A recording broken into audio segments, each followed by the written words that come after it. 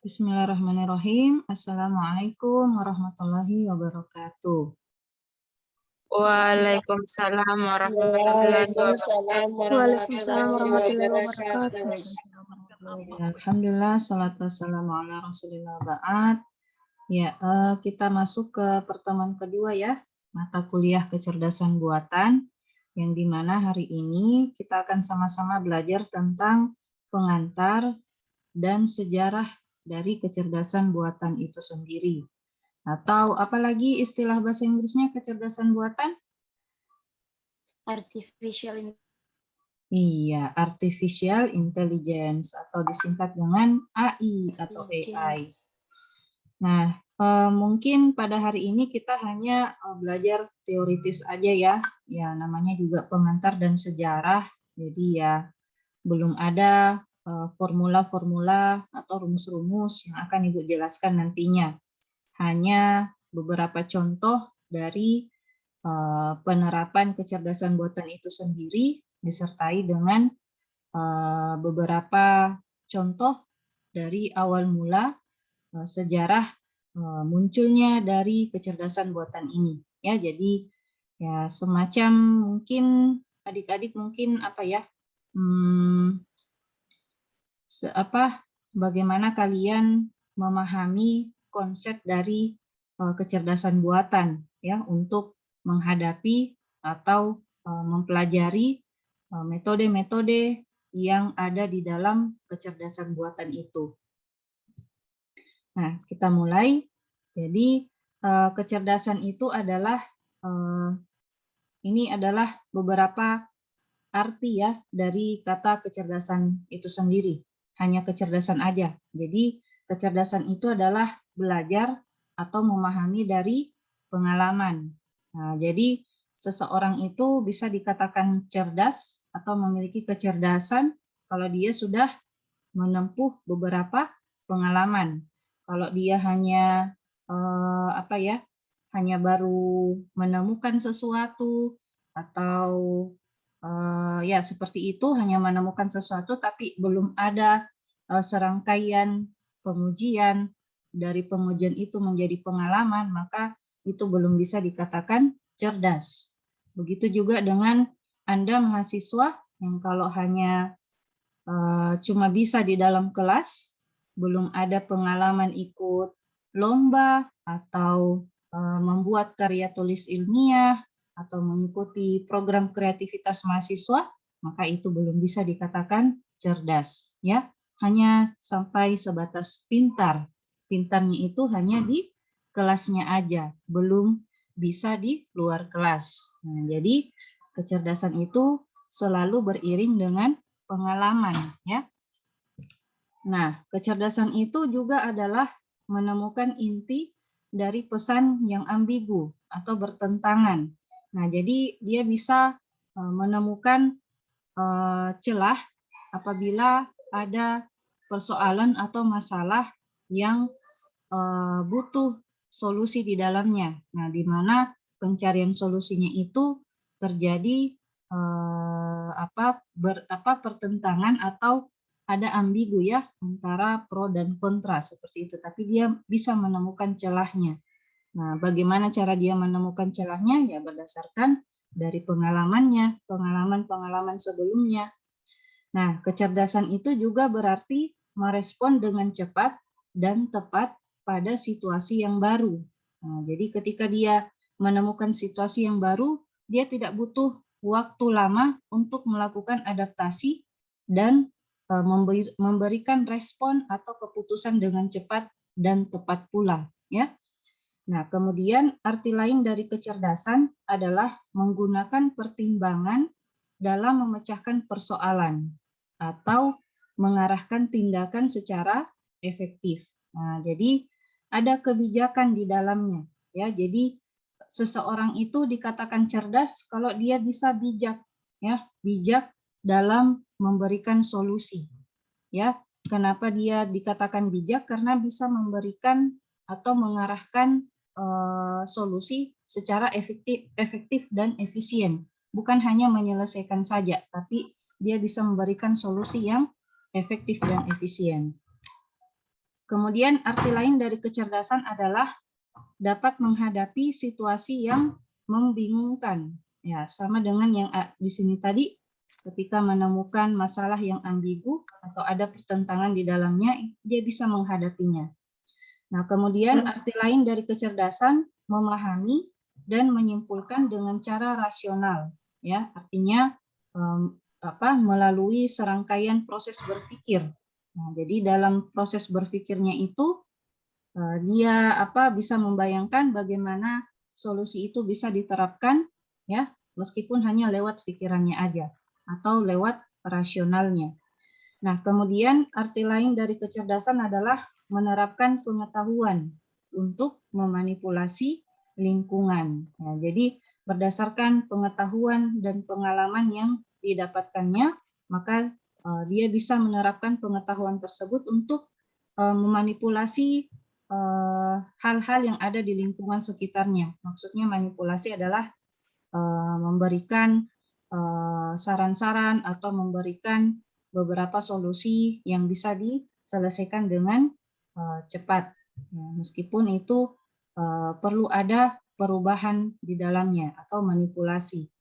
Nah, kemudian arti lain dari kecerdasan adalah ada proses berpikir dan mempertimbangkan. Nah, jadi bukan hanya sekedar kalau kita membuat aplikasi, ya adik-adik sekarang sudah semester 5, sudah melewati 4 semester, pasti sudah ada program kecil ya, atau program-program sederhana yang telah Anda buat. Nah, di dalam program yang kemarin Anda buat itu masih sekedar program konvensional atau hanya berupa 3 tahapan. Ada input, kemudian diproses, inputannya itu diproses, kemudian memberikan output sesuai dengan apa yang diinput. Jadi kalau bukan atau tidak ada atau tidak lengkap inputannya, maka tidak bisa diproses dan tidak bisa menjadi suatu output. Nah, kalau kecerdasan itu tidak seperti itu ya. Jadi dia bisa melalui serangkaian proses dan ada pertimbangan di dalam prosesnya. Ya, berdasarkan apa? Ya, berdasarkan hasil pengetahuan dan pengalamannya, seperti itu.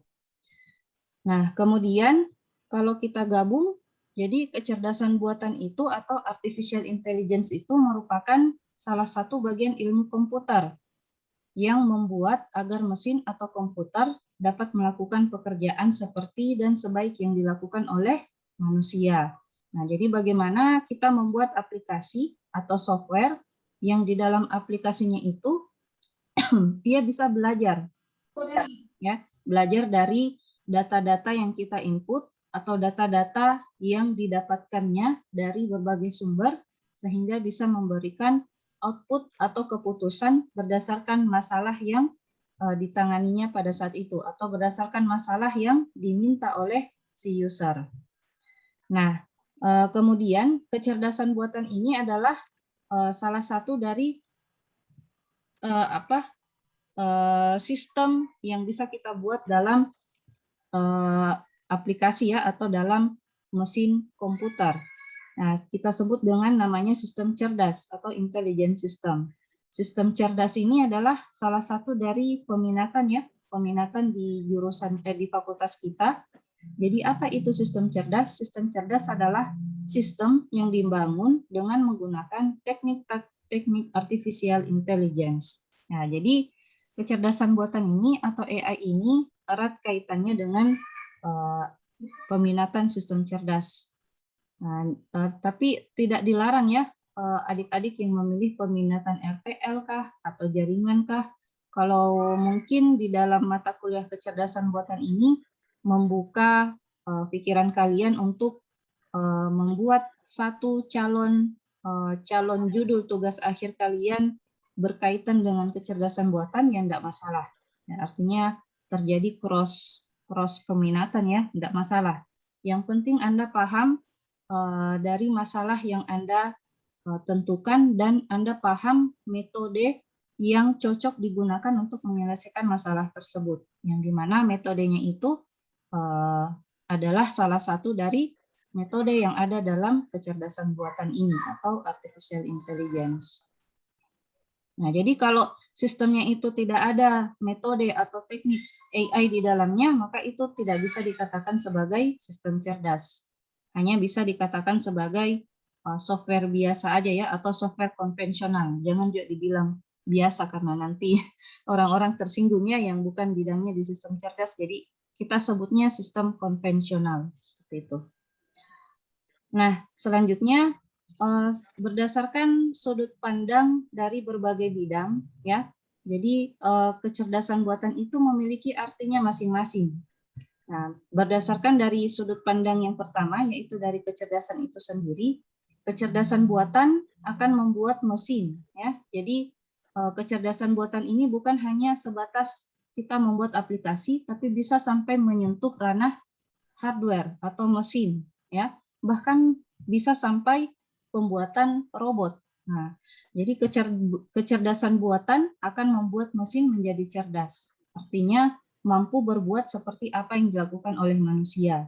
Ya, sebagaimana yang Ibu berikan contoh pada penjelasan yang lalu, saat ini sudah ada beberapa robot yang bisa menggantikan tugas-tugas manusia ya. Apakah itu robot pembersih rumah, robot pelayan restoran, ataukah robot apapun itu ya.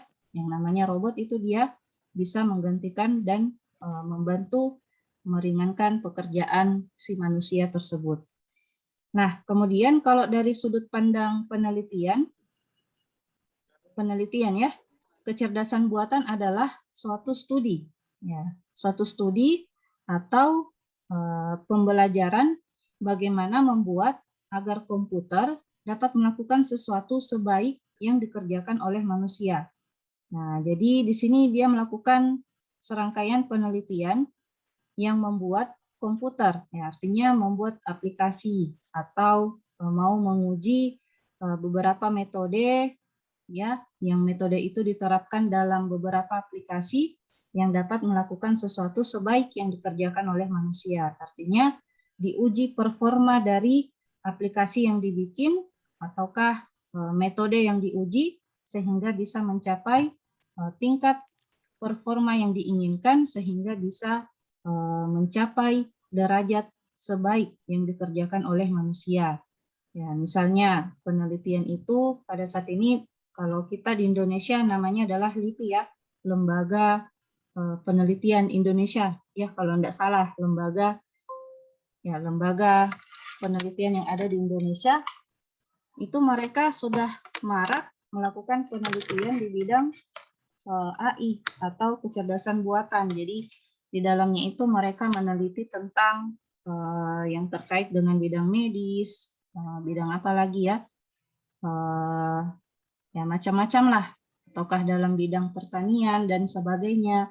Yang di dalamnya itu mereka meneliti atau membuat aplikasi yang dapat membantu pakar-pakar yang ada di bidang medis, misalnya si dokter, si petani. Misalnya kalau dalam bidang pertanian, mereka menguji performa salah satu metode kecerdasan buatan, bagaimana aplikasi yang mereka buat itu mampu mengenali hama yang terjadi di tanaman misalnya. Begitu juga kalau dalam bidang medis, membantu dokter untuk menjelaskan kepada pasien dengan cara membuat aplikasi yang dapat memberikan informasi kepada pasien bahwa berdasarkan data yang diinputnya atau data yang digunakannya misalnya dari citra X-ray kah atau dari citra CT scan kah, itu bisa memberikan hasil diagnosa seperti yang dikerjakan oleh si dokter. Nah, seperti itu ya penelitian. Jadi penelitian itu lebih kepada bagaimana pemanfaatannya kepada masyarakat. Nah, kemudian dari sudut pandang bisnis, kecerdasan buatan adalah kumpulan peralatan yang sangat powerful dan metodologis ya, dalam menyelesaikan masalah-masalah bisnis. Ya, kenapa di sini ada kata powerful? Ya, karena di dalam bisnis itu menggunakan begitu banyak data ya. Apakah itu dalam bentuk data transaksi jual beli, ataukah transaksi saham misalnya dan sebagainya. Nah, itu transaksi seperti itu bukan hanya sekedar 10, 20, 100 transaksi ya, tapi berjuta-juta transaksi. Nah, itu dibutuhkan kecerdasan buatan dalam dalam pembacaan datanya ya, pembacaan maupun prediksi dan peramalan yang akan terjadi pada bisnis yang akan datang. Nah, jadi kalau dari sudut pandang bisnis itu mereka lebih kepada bagaimana membuat aplikasi yang mampu memprediksi. Nah, kenapa memprediksi? Karena untuk mencegah resiko kerugian atau untuk menambah keuntungan dari bidang bisnis itu sendiri. Nah, jadi dibutuhkan aplikasi yang powerful dan tentu saja metodologis, maksudnya sesuai dengan metode yang ada di dalam kecerdasan buatan. Nah, selanjutnya dari sudut pandang pemrograman, kecerdasan buatan meliputi studi tentang pemrograman simbolik, penyelesaian masalah, dan pencarian. Ya, jadi kalau kita mungkin bisa sampai di sini dulu ya untuk selevel kita mahasiswa, bagaimana membuat program atau aplikasi yang di dalamnya itu butuh penyelesaian masalah, yang dimana dalam penyelesaian masalahnya ada banyak metode yang bisa kita gunakan. Apakah mau menggunakan teknik pencarian, ataukah teknik pengambilan keputusan, ataukah teknik prediksi, dan sebagainya. Jadi ada banyak macam metode penyelesaian masalah yang bisa kita gunakan dalam sudut pandang pemrograman ini. Nah, kemudian bagaimana apa saja komponen atau bagian dari aplikasi AI itu sendiri. Nah, sebelum ke sini kita lihat dulu pengertian dari cerdas ya. Nah, kalau yang tadi itu kecerdasan, nah bagaimana dengan cerdas itu sendiri? Jadi dikatakan cerdas, aplikasi dikatakan cerdas jika memiliki pengetahuan dan pengalaman. Nah, kemudian bukan hanya sekedar pengetahuan dan pengalaman, tapi di dalamnya ada penalaran. Ya, penalaran itu bagaimana membuat keputusan dan mengambil tindakan sesuai dengan apa yang dipelajari sebelumnya, sehingga memberikan output yang diinginkan oleh atau yang ingin diketahui oleh si user. Nah, dalam hal ini memberikan output berupa kalau manusia itu memberikan moral yang baik. Jadi kalau tidak ada moralnya tidak baik di dalam manusia itu, meskipun dia berpengetahuan, berpengalaman, dan bernalar yang baik, tapi kalau moralnya nol, maka itu belum bisa dikatakan cerdas. Nah, artinya aplikasi AI yang kita harapkan di sini adalah memberikan manfaat yang besar ya kepada manusia, bukan justru memberikan kerugian. Nah, jadi seperti itu. Nah, agar mesin bisa cerdas, bertindak seperti dan sebaik manusia, maka harus diberi bekal pengetahuan dan mempunyai kemampuan untuk menalar. Nah, ini nanti di dalamnya adalah metode yang mana yang akan Anda pilih untuk menyelesaikan suatu masalah. Nah, jadi dari dua pengantar tersebut, maka disimpulkan ada dua bagian utama yang dibutuhkan untuk membuat aplikasi AI atau kecerdasan buatan. Yang pertama, ada basis pengetahuannya atau istilahnya itu knowledge base. Nah, apa itu basis pengetahuan? Yaitu berisi fakta-fakta. Nah, fakta-fakta ini adalah data-data mentah ya, data mentah yang kita dapatkan dari klien. Nah, klien entah itu klien dari bidang bisnis kah, atau dari bidang penelitian kah, atau dari bidang apa, itu kita dapatkan data-data mentahnya. Kemudian ada teori, ya, teori yang bisa mendukung atau menjadi landasan Anda untuk menyelesaikan masalah berdasarkan fakta-fakta yang Anda kumpulkan tersebut. Kemudian ada pemikiran dan hubungan antara satu dengan lainnya. Artinya Anda akan membuat beberapa serangkaian aturan di dalam sini, ya, aturan bagaimana kita menghubungkan antara satu fakta dengan fakta yang lain sehingga menjadi fakta baru. Nah, seperti itu. Itu dikatakan sebagai basis pengetahuan. Nah, kemudian komponen yang kedua ada motor inferensinya atau inference engine.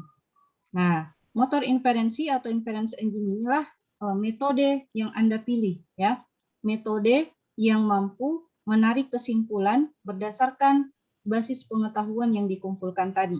Jadi kalau kita sudah bikin aturannya, bagaimana cara metode ini nanti, ya metode itu di dalamnya nanti ada formula, bagaimana formulanya itu nanti di dalam metode memberikan output atau kesimpulan atau keputusan ya berdasarkan fakta, teori dan aturan atau rule ya, bahasa Inggrisnya itu rules, RULE, rules yang kita buat sebelumnya. Nah, seperti itu. Jadi ini saling terkait, tidak bisa terpisah ya, tidak bisa terpisahkan. Jadi tidak bisa hanya basis pengetahuan aja atau tidak bisa juga motor inferensi aja. Jadi ini saling saling terkait atau saling terhubung. Nah, untuk gambarannya bisa Anda lihat di sini.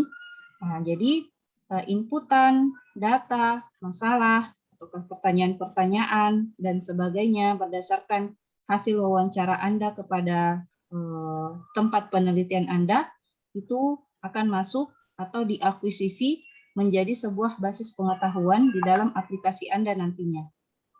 Nah, selanjutnya setelah diramu menjadi sebuah basis pengetahuan atau knowledge base, data-data tersebut akan diolah atau diproses menggunakan inference engine ya, inference engine yang di dalamnya ini bisa memuat beberapa metode. Boleh satu metode, boleh juga lebih dari satu metode. Nah, tergantung dari berapa performa yang Anda inginkan, berapa optimasi yang Anda inginkan. Sehingga itulah nanti yang akan menjadi output ya. Outputnya itu entah dia berupa informasi diagnosa kah, atau berupa jawaban kah, atau berupa solusi kah, dan sebagainya yang bisa memberikan keyakinan ya. Artinya di sini Anda bisa ya meyakinkan ya kepada si user yang menggunakan aplikasi AI Anda nantinya. Nah, seperti itu. Jadi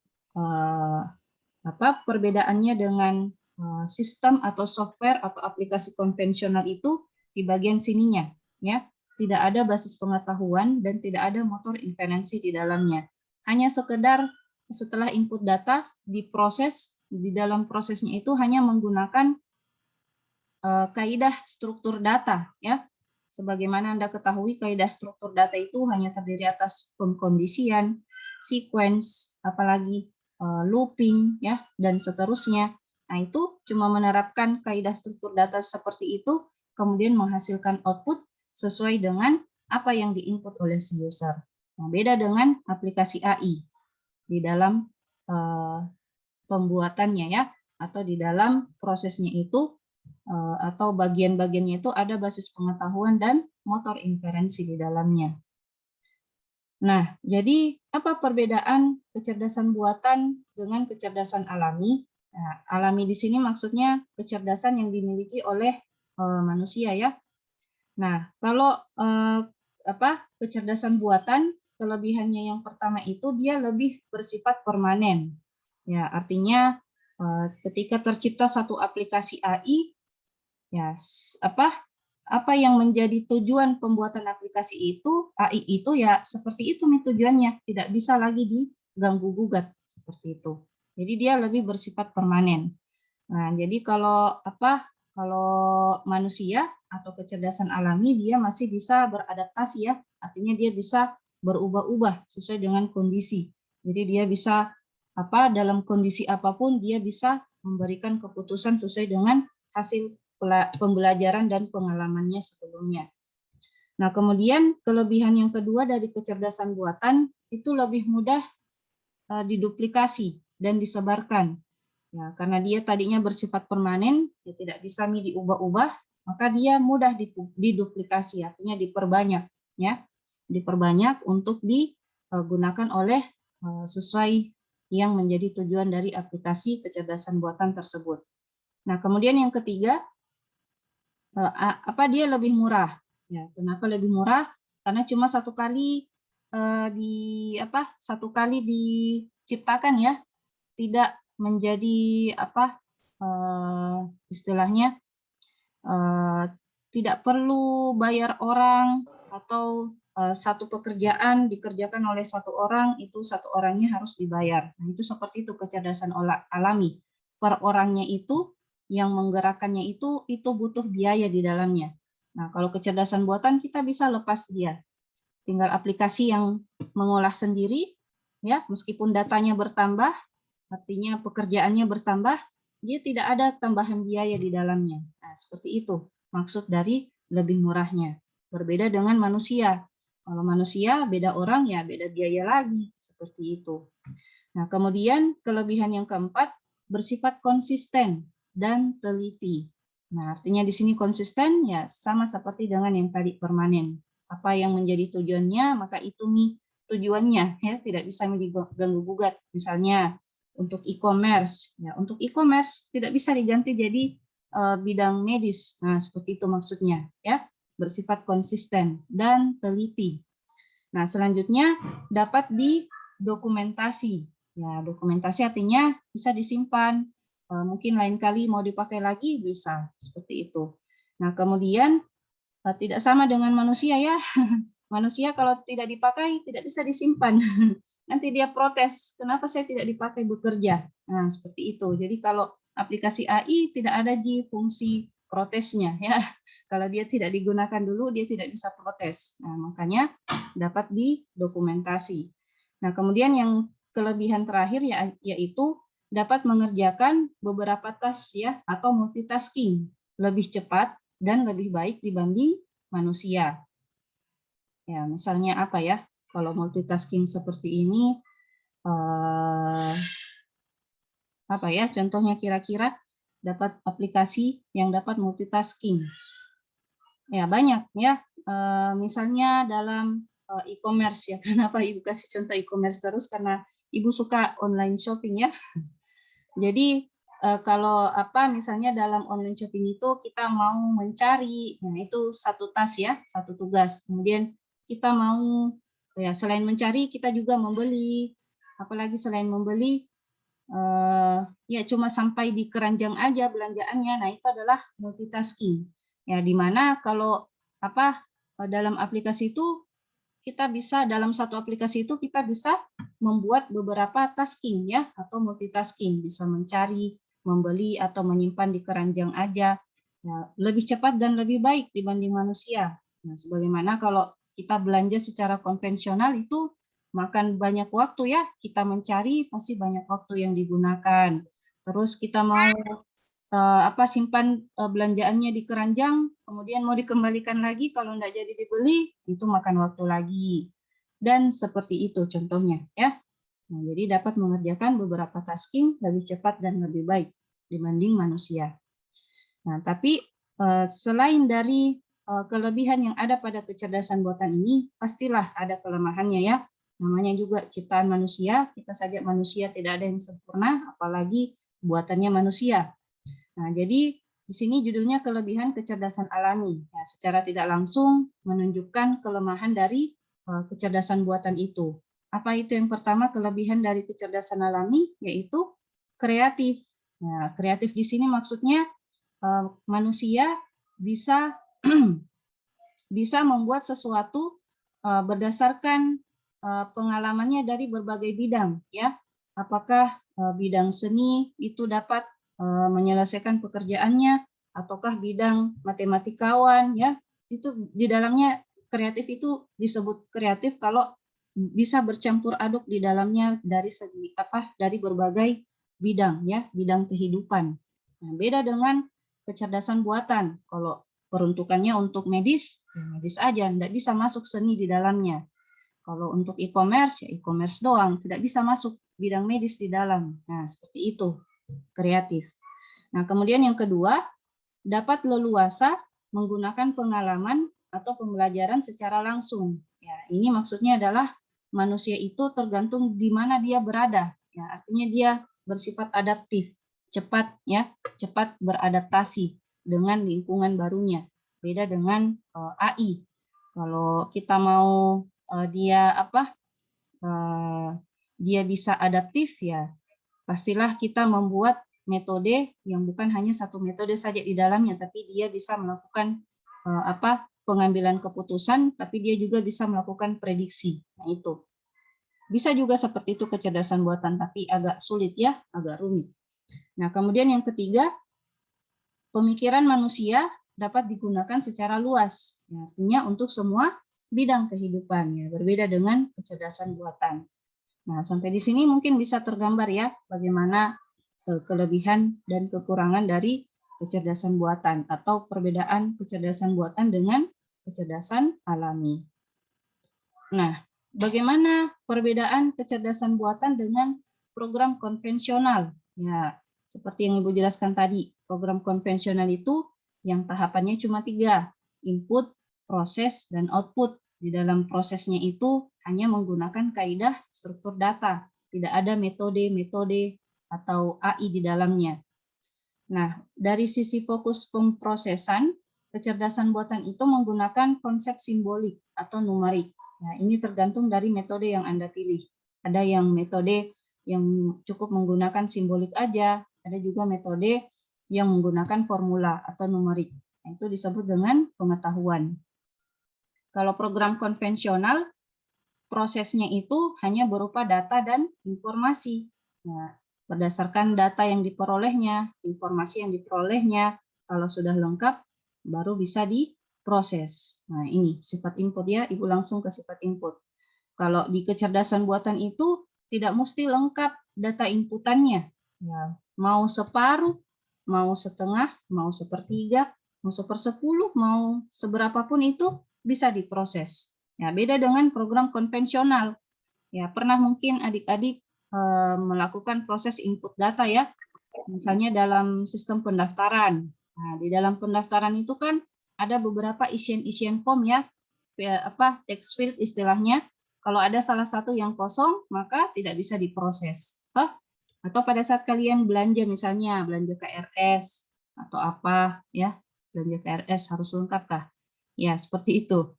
Ini jadi harus lengkap kalau program konvensional, tidak boleh ada isian yang tidak diisi.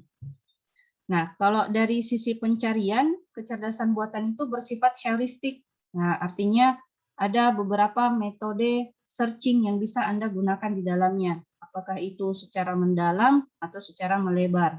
Kalau program konvensional, pencariannya itu berdasarkan algoritmanya. Nah, algoritma itu, apa itu algoritma? Ada yang masih ingat? Langkah-langkah, Bu. Iya, Fahrial. Langkah-langkah apa, Fahrial? Alur program kayaknya, kalau nggak salah. Langkah-langkah program. Langkah-langkah alur penyelesaian. Ya, oh ya, penyelesaian. Ya, penyelesaian masalah ya. Bagus ya ingatannya Fahrial, langkah-langkah program. Nah, program itu maksudnya penyelesaian masalah, betul, tidak salah ya. Nah, jadi di kecerdasan buatan itu tidak butuh algoritma di dalamnya. Cukup metode yang kita pilih, metode apa, nanti pencariannya itu berdasarkan metode yang kita pilih. Apakah metode itu dia menggunakan pencarian secara mendalam ya, atau depth, apa itu istilahnya, depth first search, atau secara melebar ya, atau kalau melebar bahasa Inggrisnya ya, saya lupa huruf B awalannya, saya lupa kalau melebar ya, seperti itu. Jadi ada beberapa metode yang seperti itu pencariannya, tidak mesti harus dari seperti algoritma dari awal hingga akhir seperti itu. Nah, kemudian kalau keterangan ya, dari sisi keterangan, kecerdasan buatan itu kaya dengan informasi ya, atau keterangan. Jadi selalu disediakan keterangan. Nah, kalau misalnya Anda membuat aplikasi sistem pakar, nanti di dalam outputnya itu akan memberikan penjelasan selain dari apa yang menjadi diagnosa ya, misalnya bidang medis, apa yang menjadi diagnosa, tapi dari diagnosa itu juga diberikan beberapa saran. Itu namanya keterangan. Kalau program konvensional itu pada umumnya tidak disediakan ya keterangan atau informasi tambahan. Ya, tergantung dari tujuan dari program yang digunakan. Kalau hanya untuk sekedar input proses output, artinya diproses aja kemudian disimpan, ya tidak butuh keterangan di dalamnya. Tapi kalau yang menyentuh masyarakat itu biasanya banyak ya, disediakan keterangan atau informasi. Jadi di sini dia pakai kata biasanya, artinya kadang tidak disediakan. Nah, kemudian dari segi struktur, ya, pada aplikasi kecerdasan buatan itu pengontrolannya dipisahkan dari pengetahuan. Ya, artinya data ya, data sebelum dia masuk ke dalam metode itu sudah difilter memang, ya. Kalau sudah bersih nih datanya, artinya tidak ada nih lagi gangguan-gangguan atau noise-noise yang bisa mempengaruhi hasil outputnya. Nah, itu ada di dalam kecerdasan buatannya. Jadi pengontrolannya itu dipisahkan dari pengetahuan. Jadi sebelum dia masuk ke basis pengetahuan atau metode, itu harus sudah melalui quality control ya, atau QC atau filter. Ya, Nur Rahma, tolong di mute dulu deh. Nah, kemudian program konvensional itu pengontrolannya terintegrasi dengan informasi atau data. Ya, jadi apa yang diinput, nanti dari inputannya itu akan menghasilkan informasi apa, ya, saling terintegrasi. Apa yang diinput itu yang akan menjadi informasi, seperti itu. Jadi tidak ada fungsi filterisasi, ya, filterisasi sebelum masuk ke proses, seperti itu. Nah, kemudian dari sisi sifat outputnya, kalau kecerdasan buatan itu pada umumnya dia kuantitatif, ya. Kalau program konvensional kualitatif, ya. Kualitatif di sini kalau sudah jalan programnya, artinya dia sudah berkualitas. Tapi kalau di kecerdasan buatan itu bukan hanya sekedar jalan aplikasinya, tapi diuji performanya. Nah, performanya ini bisa kita menggunakan beberapa metode lagi di dalamnya. Jadi ada banyak macam metode ya yang kita gunakan nanti di kecerdasan buatan. Jadi apakah informasi atau output yang diberikan itu sudah akurat atau belum? Nah, itu dihitung lagi secara kuantitatif. Jadi nanti hasil akhirnya itu berapa persen ya? Berapa persen akurasi dari aplikasi yang Anda buat nantinya, aplikasi AI-nya, seperti itu. Nah, kemudian dari sisi yang terakhir yaitu kemampuan menalar, ya pastilah ada di kecerdasan buatan. Ya, jadi kita memindahkan cara berpikir manusia ke dalam aplikasi. Itu pengertian secara umumnya dari kecerdasan buatan. Sementara kalau program konvensional, ya namanya juga konvensional, ya seperti layaknya komputer, apa yang kita ketik itu yang dia tampilkan. Nah, seperti itu. Jadi tidak ada kemampuan menalar. Apakah yang kita ketik itu salah? Kalau salah ya salah juga yang ditampilkan. Seperti itu. Sampai di sini bisa dipahami perbedaan kecerdasan buatan dan program konvensional? Bisa ya? Jadi apakah adik-adik sekalian tertantang untuk membuat nanti ya calon skripsinya atau tugas akhirnya nanti dalam bidang kecerdasan buatan? Ataukah mau main aman aja membuat program konvensional, tidak perlu ada kemampuan menalar di dalam. Nah, jadi perlu Skevo aja ya. Sekarang kan Ibu menguji skripsi. Nah, itu yang kalau dia pilih program konvensional yang biasa-biasa aja aplikasinya, itu biasanya terancam terpending ya ujiannya. Kenapa? Karena biasanya jawaban-jawaban yang diberikan itu kurang memuaskan Bapak Ibu penguji. Ya, kenapa? Karena segitu-gitu aja alurnya, apa yang diinput, itu yang diproses, dan itu juga yang menjadi output. Beda dengan kecerdasan buatan. Di sini kemampuan Anda membuat dan kemampuan Anda memahami alur dari aplikasi yang Anda buat. Seperti itu aja. Jadi kalau yang bikin skripsi bertemakan kecerdasan buatan atau sistem cerdas itu jarang yang terpending ujiannya. Artinya terpending yudisiumnya ya, atau penyematan gelar eskomnya. Jadi silahkan adik-adik sekalian pilih ya, yang mana yang mudah ya. Kalaupun sulit ya jangan takut. Insya Allah nanti Bapak dan Ibu dosen bisa membimbing dengan baik. Ya, yang penting Anda pilih pembimbing yang mampu membimbing Anda dengan baik. Jangan pilih pembimbing yang hanya melepas Anda kerja sendiri aja seperti itu. Ya, Anda yang bisa menilai ya. Nah, kemudian kita masuk ke sejarah kecerdasan buatan. Nah, sebelum masuk ke sejarah kecerdasan buatan, kita awali dulu dari sejarah revolusi industri. Karena dari revolusi industri inilah yang menjadi cikal bakal munculnya kecerdasan buatan itu sendiri. Ini Ibu dapatkan dari YouTube, sumbernya dari Kemkominfo. Ini silakan disaksikan. 8 menit. Tidak masalah ya. Ini nanti saya skip penjelasan yang tidak perlu. Jadi sambil menonton, nanti sebentar Ibu minta kesimpulannya ya. Kedengaran, Ji? Kedengaran Bu, Ya. tapi kecil Bu.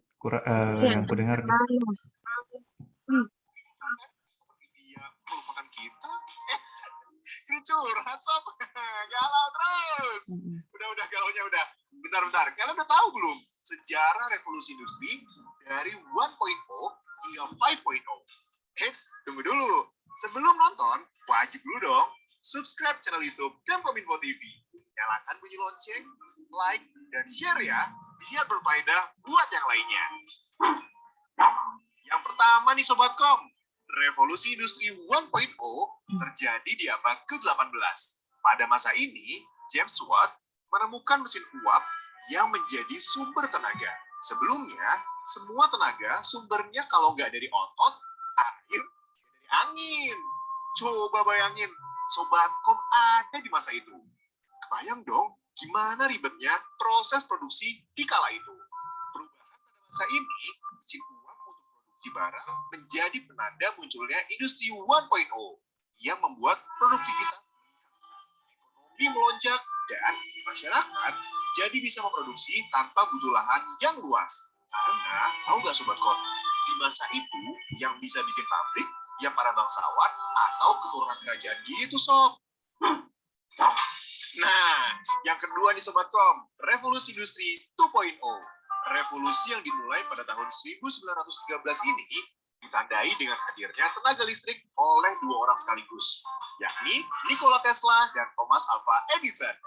Pada masa ini, muncul sistem lini produksi atau assembly line yang menggunakan ban berjalan atau conveyor belt. Itu loh, kalau kalian lihat video pabrik-pabrik yang produknya jalan, nah, alasnya itu disebut sebagai conveyor belt karena dibuat seri membuat para pekerja menjadi spesialis. Contohnya, produksi mobil atau produk lainnya yang berjalan di conveyor belt. Dan pada revolusi industri 2.0 juga berdampak pada kondisi militer pada Perang Dunia Kedua. Bisa dilihat dengan banyaknya produksi ribuan tank, pesawat, dan senjata.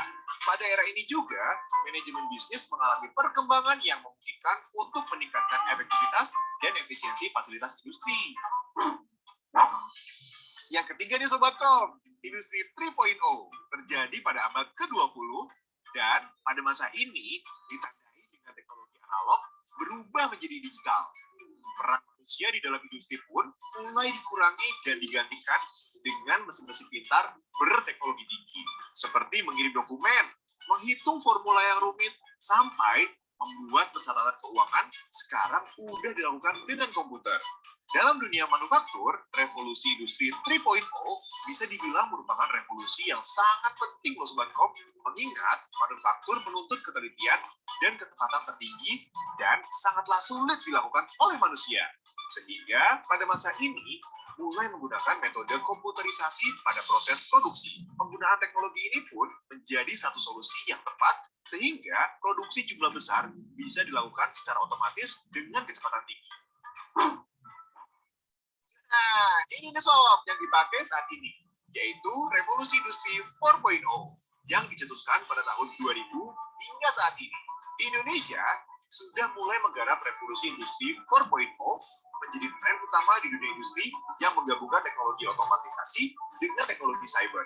Singkatnya, revolusi industri 4.0 terfokus perkembangan dunia digital, IoT atau Internet of Things, dan tenaga manufaktur dan pertukaran data meliputi sistem fiber, fisik, computing, dan lain-lain. Yang menjadikan tren tersebut telah mengubah pola pikir dan kehidupan manusia di berbagai bidang, termasuk dunia kerja, pendidikan, bahkan gaya hidup masyarakat. Terlepas dari peran teknologi bidang industri, manfaatnya juga bisa didapatkan oleh seluruh lapisan masyarakat. Saat ini, pengambilan dan pertukaran informasi dapat dengan mudah dilakukan kapan saja dan di mana saja melalui jaringan internet. Nah, revolusi terakhir ini ialah revolusi 5.0, Super Smart Society. Diperkenalkan pemerintah Jepang pada tahun 2017 nih guys. Society 5.0 sendiri menjadi sebuah solusi yang berpusat pada manusia, atau istilahnya human centered, dan berbasis teknologi atau teknologi based. Lalu, apa sih perbedaan revolusi industri 5.0 dengan 4.0? Nih, Minfo jelasin. Revolusi industri 4.0 menekankan pada bagaimana pekerjaan dilakukan secara otomatis. Sedangkan Society 5.0 menekankan pada bagaimana mengoptimalkan tanggung jawab jam kerja untuk menyelesaikan pekerjaan.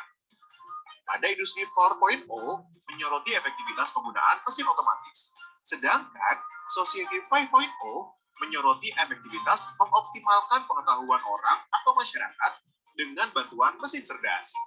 Meskipun memiliki fokus yang berbeda, pada dasarnya tujuan industri 4.0 dan Society 5.0 adalah untuk mempermudah aktivitas manusia dan tentu agar segala sesuatunya menjadi lebih efektif juga efisien. Jadi gitu Sobat Kom, penjelasan bagaimana revolusi industri mulai dari 1.0 hingga sekarang ini yang sedang ramai 5.0. Pasti kalian bertanya-tanya. Ya, udah. Nah, jadi siapa yang bisa menyimpulkan bagaimana alur perubahan ya dari revolusi 1.0 sampai 5.0? Disimpulkan secara singkat, padat, dan jelas aja berdasarkan yang kalian lihat di sini, atau mungkin pernah ya yang punya rasa penasaran yang tinggi bagaimana perkembangan teknologi kita dari awal hingga akhir. Siapa yang bisa simpulkan apa yang digunakan pada revolusi industri 1.0, kemudian 2.0, 3.0, dan sampai 5.0. Siapa yang bisa? Mungkin saya, Bu. Sedikit, Bu. Selain Fahrial deh. Kasih kesempatan Fahriana. Kalau tidak ada yang lain, baru boleh Fahrial. Boleh Fahrial? Boleh ya? Iya, Bu. Iya, Bu. Oke, coba yang lain, ada yang bisa?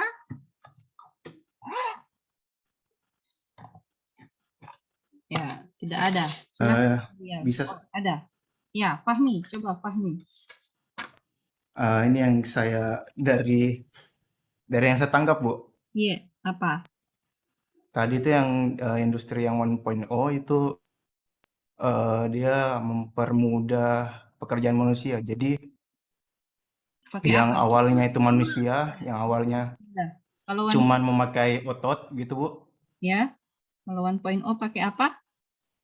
Nah, itu tadi kalau nggak salah dia pakai kincir angin tadi, Kak. Iya, oke. Tenaga, ya. Tenaga uap ya, Fahmi, mesin uap. Bu. Nah, terus yang kedua itu kalau nggak salah pengenalan komputer. Jadi Belum di komputer.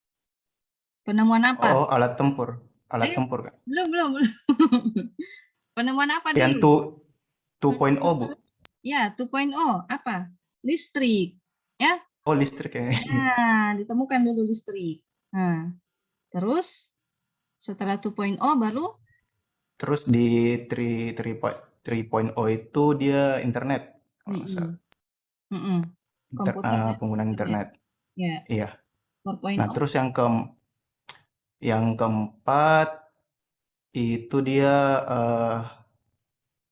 mempermudah pekerjaan manusia dengan secara otomatis. Jadi melalui teknologi begitu, Bu.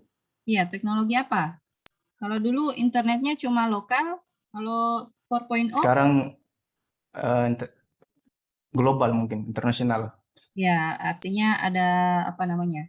WiFi ya, sudah ditemukan WiFi dan seterusnya. Jadi jaringan. Iya, Bu. Terusnya. Terus Pak Faiz. Terus yang terakhir 5.0 itu dia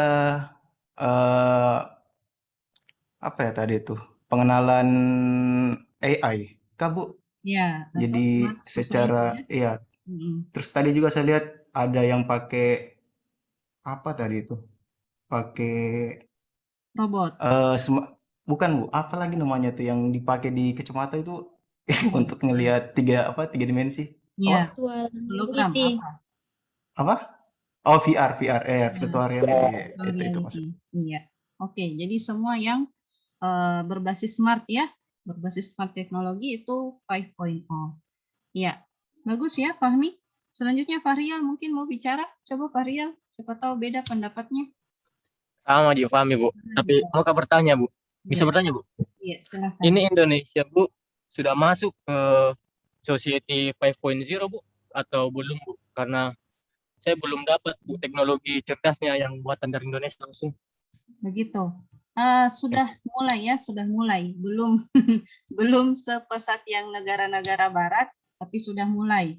Ada namanya itu apa kemarin itu ya, namanya judulnya Ibu dapat saya lupa juga namanya. Itu dia bikin apa ya, alat ya, hardware, semacam hardware gitu yang bisa menghasilkan suara alam. Nah, itu sudah menyentuh revolusi industri 5.0. Jadi dari hardware yang dia bikin itu, dia bisa memberikan manfaat suara-suara alam, apakah itu suara gunung meletus kah, disertai dengan virtual reality-nya. Jadi ada juga dia ambil pasir-pasir dari gunung berapi, kemudian dan berbagai macam suara-suara alam lainnya. Itu dia bikin seperti itu. Itu dari Indonesia itu. Ya, belum ada dari negara lain. Nah, seperti itu Farial. Itu yang baru Ibu tahu sih. Kalau yang lain belum. Ya, kayak semacam robot belum kita. Nah, makanya bagaimana supaya mahasiswa-mahasiswa di seluruh Indonesia itu bisa tergerak ya, tergerak dalam bentuk bikinlah ya, ikutlah perlombaan, atau buatlah karya ilmiah atau buatlah skripsi yang bertajuk yang paling terupdate ya, dalam hal ini kecerdasan buatan atau AI itu sendiri. Ya, oke, bisa dipahami bagaimana sejarah revolusi industri? Ya, Iya kan? Apakah ada 6.0? Nah. Kita tunggu aja ya.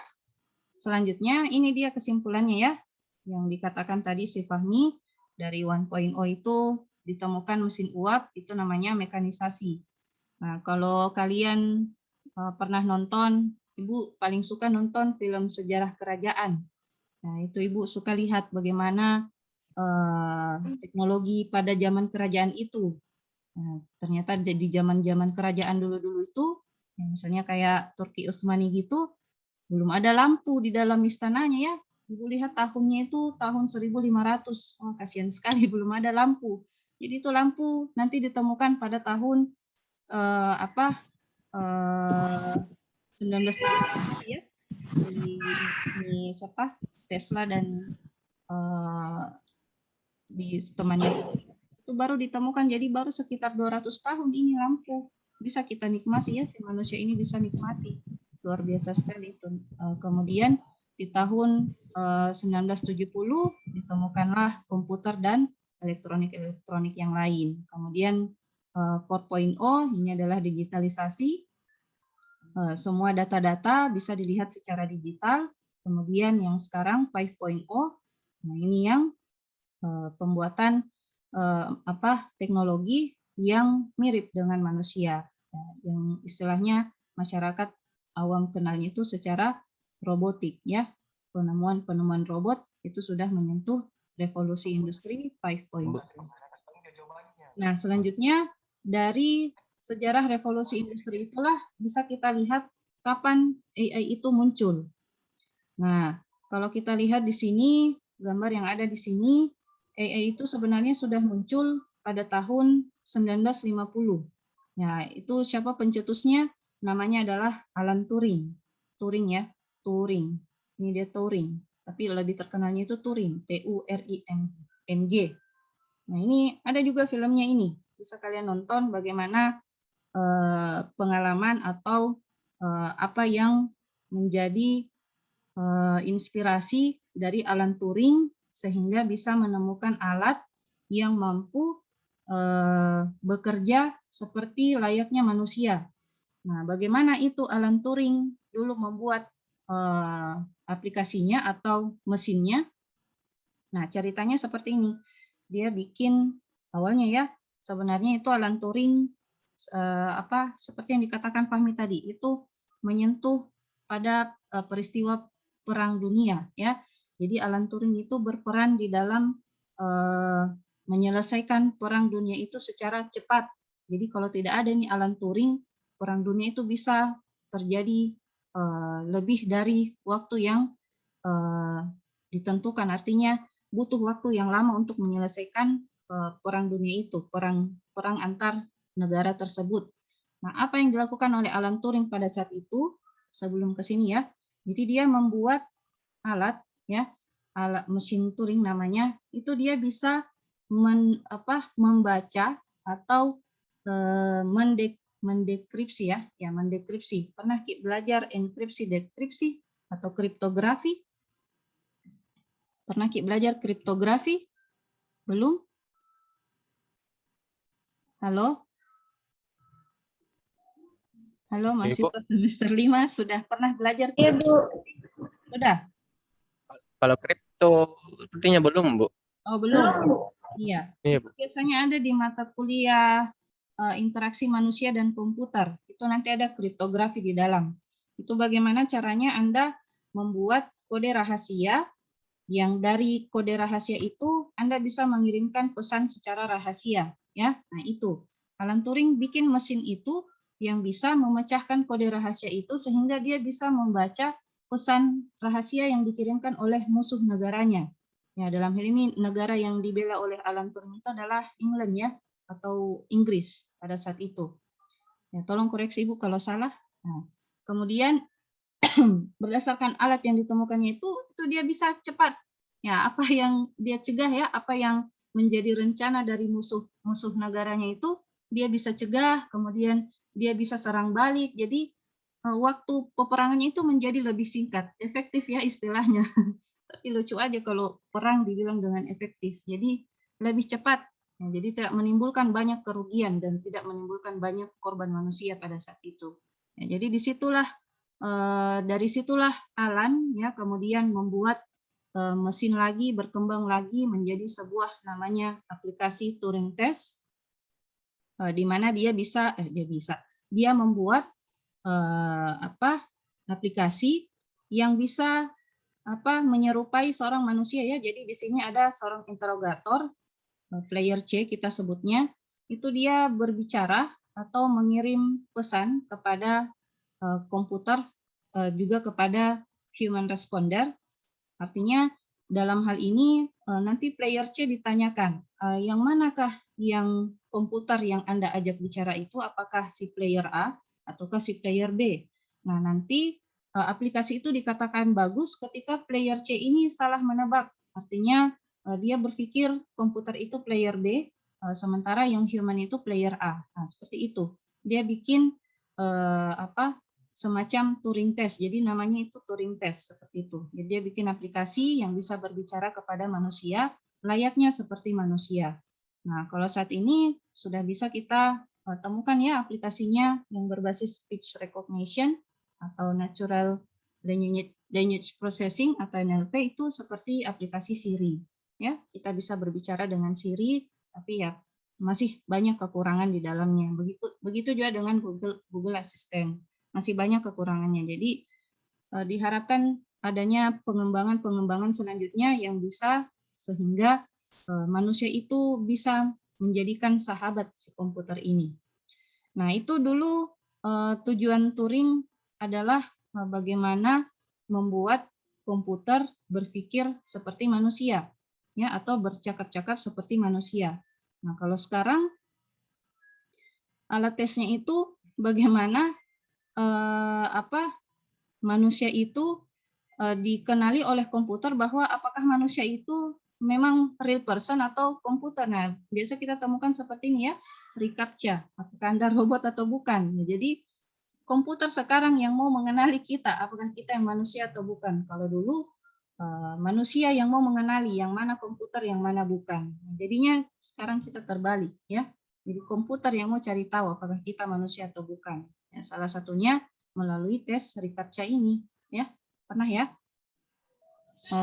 Pernah kita bikin seperti ini, artinya Anda checklist kemudian beberapa yang ditanyakan oleh CAPTCHA tersebut. Ya, Jumrayanti tolong di-mute ya. Nah, kemudian ya itu sejarahnya ya, Alan Turing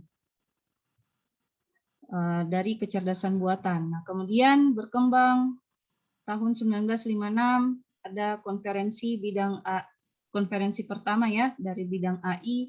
Kemudian tahun 75 ditemukannya metode neural network atau jaringan saraf tiruan oleh Paul Werbos. Kemudian tahun 86 ditemukan juga metode backpropagation oleh Rumelhart dan Hinton, kemudian dan seterusnya. Nah, jadi itu metode-metode AI itu selalu berkembang. Apakah formulanya yang dimanipulasi kah, ataukah ada hybrid ya antara metode satu dengan metode lain. Jadi seperti itu. Jadi istilahnya jangan patahkan semangat Anda, jangan takut untuk memulai atau membuat karya yang menyentuh bidang AI ini ya, karena dari niat yang insya Allah bagus ya untuk masyarakat, untuk menguji juga beberapa metode yang bisa menjadi penemuan Anda nantinya, itu bisa bermanfaat untuk masyarakat.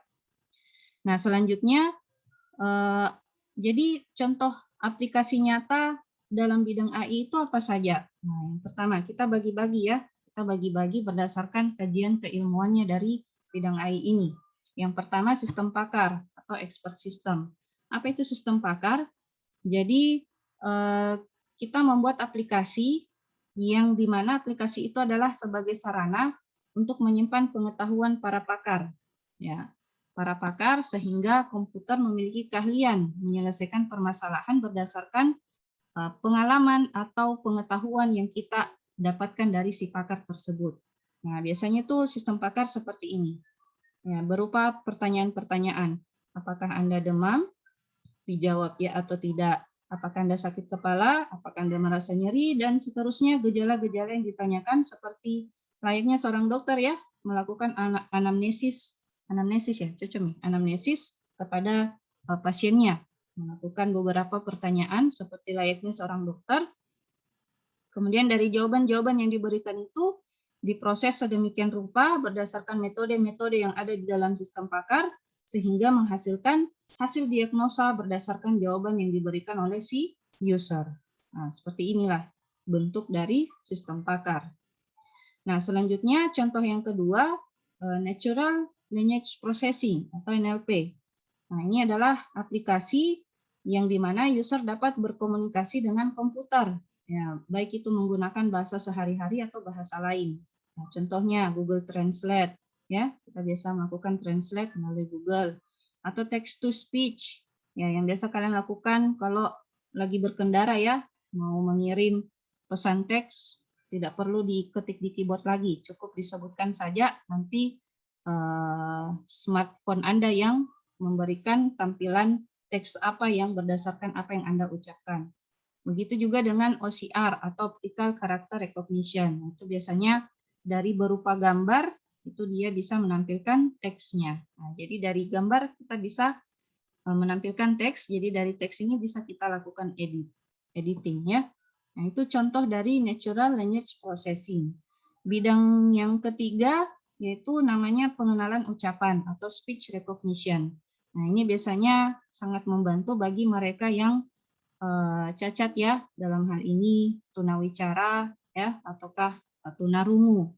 Nah, kalau tunarungu itu bagaimana cara orang normal mau berbicara dengan tunarungu melalui HP, melalui alat telekomunikasi. Nah, itu bisa dibikinkan aplikasinya dari sebuah layar monitor, bisa memberikan dari gerakan-gerakan bahasa sign language ya, bahasa berdasarkan yang orang tunarungu pahami, kemudian dari simbol-simbol yang diberikan oleh si tunarungu ini akan di-translate menjadi sebuah teks ya. Nah, dari teks berubah lagi menjadi suara, sehingga dari suara itu bisa dikenali oleh orang normal. Nah, kemudian dari suara atau jawaban atau respon yang diberikan si orang normal ini ditranslate atau ditransformasi menjadi sebuah gerakan kembali, ya, sebuah gerakan bahasa bahasa yang dipahami oleh tunarungu, kemudian ditampilkan di layar monitor, kemudian disaksikan secara langsung oleh si user tunarungu tersebut. Begitu juga dengan tunawicara. Ya, tunawicara di sini biasanya bisa mendengar. Nah, tapi bagaimana dari apa yang dia sampaikan itu bisa dipahami oleh orang normal, ya bisa melalui secara teks saja atau bisa menjadi sebuah suara juga, sehingga menghasilkan ucapan yang bisa dipahami oleh orang normal seperti itu. Ini sudah banyak ya aplikasi-aplikasi yang seperti ini. Salah satunya itu kalau dari dosen kita itu Bapak Doli. Nah, itu Pak Doli itu fokusnya ke sini. Bagaimana membuat aplikasi atau alat yang bisa membantu para ya orang-orang yang kurang sempurna ya seperti ini. Apakah tunarungu atau tunawicara. Nah, selanjutnya bidang yang keempat itu adalah robotika dan sistem sensor. Nah, kalau robotika ya seperti robot-robot pada umumnya atau mesin-mesin yang kita lihat pada sebuah pabrik ya, bagaimana mereka bisa bekerja. Kemudian untuk sistem sensor, ya sensor-sensor ini biasa kita temukan pada mesin-mesin di alat rumah tangga ya, apakah itu AC, mesin cuci, itu semua menggunakan sensor. Kemudian bagaimana mengeluarkan suhunya sesuai dengan suhu yang ada di lingkungan, ataukah sensor optik yang ada di mesin cuci, ya bagaimana tingkat kekotoran dari cucian yang ada di dalam mesin cuci sehingga bisa menjadi penentu keputusan berapa banyak air yang dibutuhkan dalam proses pencucian tersebut hingga menjadi bersih, ya bersih dari kotoran-kotoran yang ada di pakaian tersebut. Kemudian bidang yang kelima, computer vision. Nah, ini computer vision ini Ibu belum sampai di computer vision sih, kalau Ibu baru sampai di image processing ya, pengenalan atau identifikasi. Nah, jadi kalau adik-adik tertarik membuat aplikasi mengenali suatu objeknya itu berupa gambar ya ataukah video, nah, silahkan datang ke Ibu. Mau bikin aplikasi apa? Kita sama-sama belajar, kita sama-sama bikin sehingga bisa dimanfaatkan oleh masyarakat. Nah, kalau dulu aplikasinya hanya sekedar membuat aplikasi secara desktop, artinya belum bisa digunakan oleh masyarakat secara umum, tapi sekarang kita menyentuh bidang berbasis mobile ya, artinya masyarakat sudah bisa menggunakan secara mudah aplikasi-aplikasi yang menyentuh bidang computer vision. Kalau di sini contohnya pengenalan pola sidik jari, pengenalan pola tulisan manusia, ataukah pengenalan tanda tangan, bisa juga pengenalan kematangan buah ya, apakah buah ini sudah matang atau belum, ataukah pengenalan apapun itu ya, pengenalan citra apapun itu, selama itu dia berupa citra, itu bisa kita olah dan bisa kita buatkan aplikasinya yang bisa membantu pekerjaan dari masyarakat. Seperti itu. Kemudian bidang yang keenam ada namanya Intelligent Computer Aided Instruction. Nah, ini adalah semacam aplikasi ya, misalnya kursus bahasa Inggris yang dibuat berbasis aplikasi ya. Artinya user bisa belajar secara otodidak tanpa perlu adanya seorang tutor.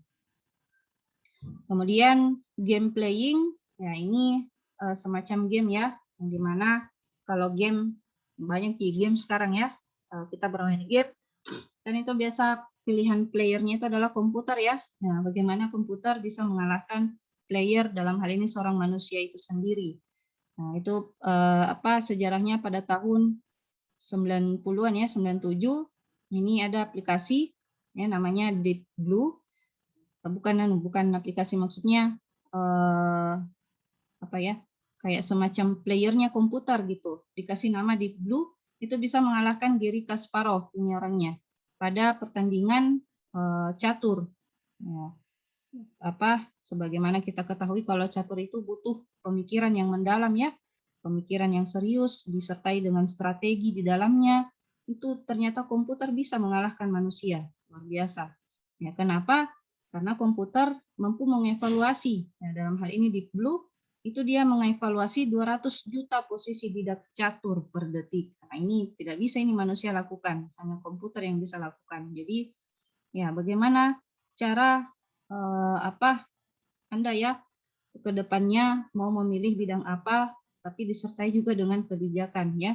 Kebijakan-kebijakan yang jangan sampai merugikan manusia. Seperti itu. Nah, kemudian terakhir ada namanya soft computing. Nah, jadi kalau aplikasi-aplikasi AI itu pada umumnya kalau kita mau membuat aplikasi AI itu kan ada metode-metode di dalamnya. Nah, kalau kita mau menerapkan lebih dari satu metode di dalamnya, nah itu disebut dengan soft computing. Nah, apa itu soft computing? Itu adalah inovasi baru ya dalam membangun sistem cerdas. Nah, kemudian soft computing ini mengeksploitasi adanya toleransi ya terhadap ketidaktepatan, ketidakpastian, dan kebenaran secara parsial. Nah, jadi dari kekurangan-kekurangan inilah sehingga muncul istilahnya soft computing, yaitu metode yang dapat mengolah data yang bersifat tidak pasti, impresisi, dan dapat diimplementasikan dengan biaya yang murah. Nah, jadi selain dari bisa berjalan aplikasi itu, tapi disertai juga dengan perhitungan biaya yang murah atau low cost solution. Nah, jadi soft computing itu bukan suatu metode yang berjalan sendiri dalam menyelesaikan masalahnya, tapi lebih pada kerjasama yang terserasi ya antara metode yang satu dengan metode yang lain sehingga bisa di-up keuntungan dari aplikasi atau software yang akan Anda buat nantinya seperti itu. Nah, jadi metode apa yang bisa kita gunakan dalam pembuatan soft computing itu? Ada 4 macam ya. Ada namanya sistem fuzzy. Nah, ini yang akan kita pelajari pekan depan insya Allah. Fuzzy logic.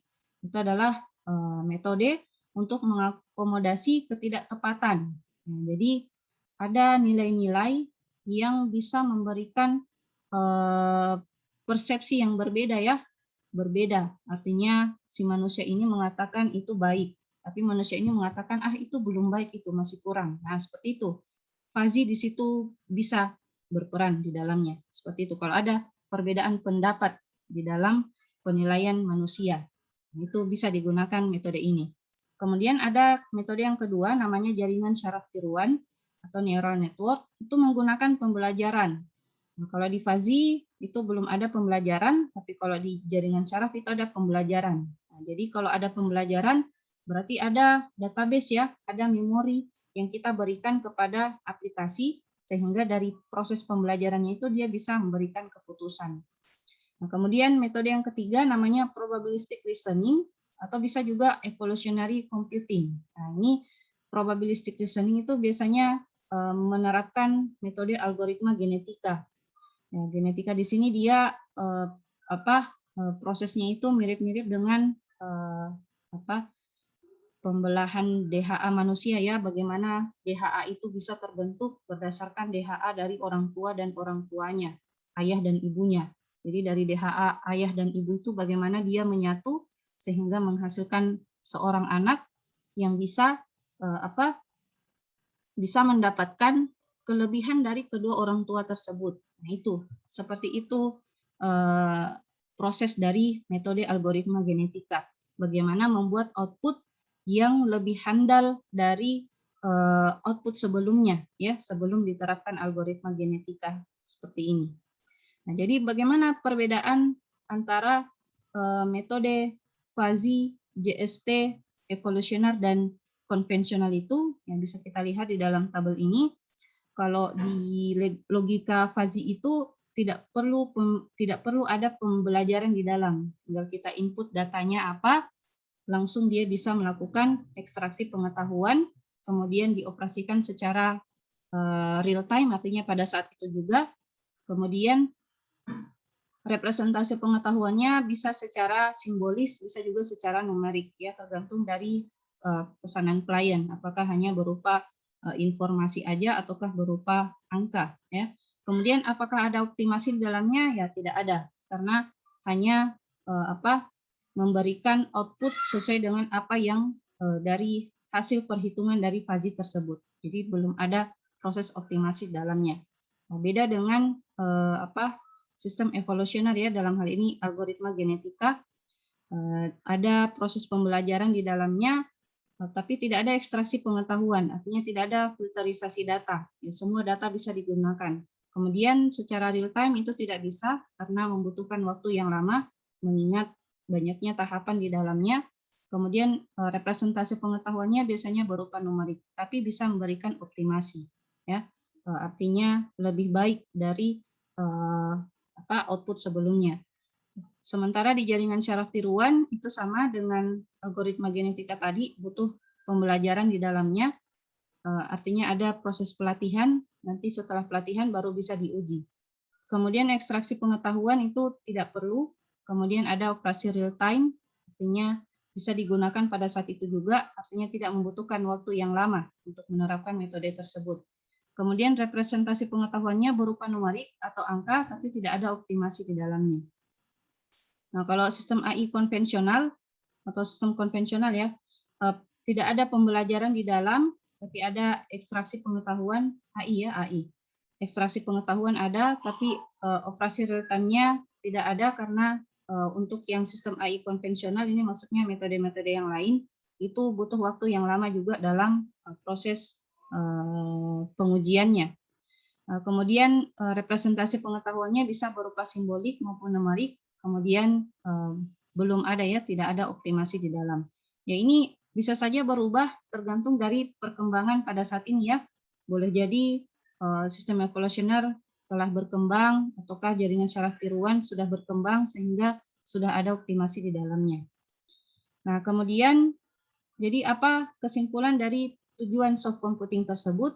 Yaitu membentuk High Machine Intelligence Quotient ya, atau HMIQ, di mana sistem tersebut mampu mengolah informasi seperti cara berpikir manusia, kemudian mempunyai kemampuan ya untuk menyelesaikan permasalahan non-linear dan tidak ada model matematisnya.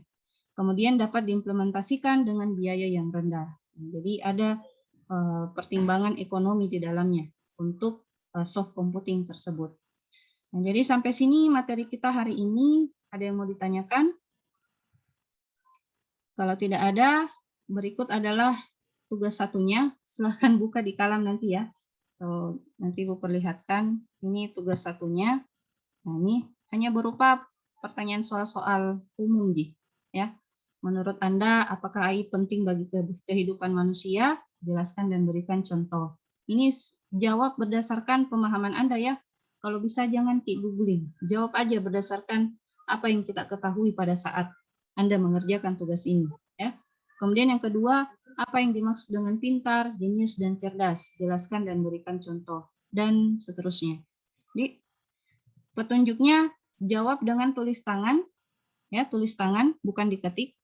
Tulis tangan, lalu scan atau foto, simpan dalam format PDF, kemudian upload di kalam.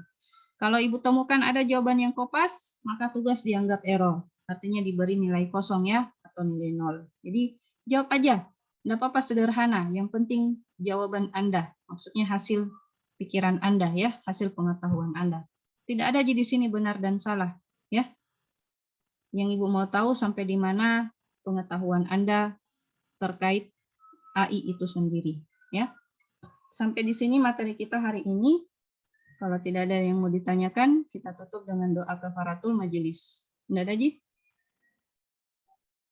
Ada ya? Kita tutup dengan doa kafaratul majelis. Subhanakallahumma rabbana wa bihamdik, asyhadu an la ilaha illa anta, astaghfiruka wa atubu ilaik. Assalamualaikum warahmatullahi wabarakatuh.